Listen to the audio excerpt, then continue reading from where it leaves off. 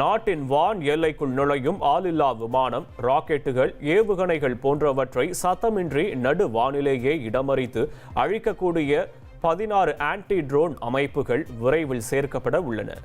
உள்நாட்டில் தயாரிக்கப்பட்ட இந்த தொழில்நுட்பம் எல்லை மாநிலங்களில் அதிகரித்து வரும் ட்ரோன் அச்சுறுத்தல்களை சமாளிக்க இராணுவத்திற்கு பலம் சேர்க்கும் என எதிர்பார்க்கப்படுகிறது.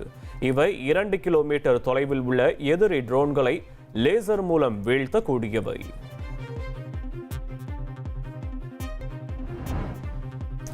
உத்தரப்பிரதேச மாநிலம் சோன்பத்ராவில் உள்ள கல்குவாரியில் பாறைகள் சரிந்ததில் உள்ளே பல தொழிலாளர்கள் சிக்கி உள்ளதாக கவலையான செய்தி வெளியாகியுள்ளது.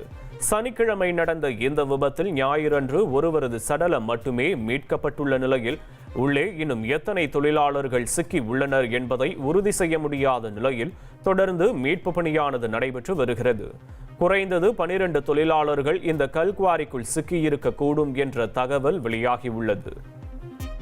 டெல்லியை அடுத்த கிரேட்டர் நொய்டாவில் நடைபெற்ற உலகக்கோப்பை குத்துச்சண்டை ஃபைனல்ஸில் 2025 போட்டியின் முதல் நாளே 4 பதக்கங்களை வென்று இந்தியா தனது திறமையை வெளிப்படுத்தியுள்ளது.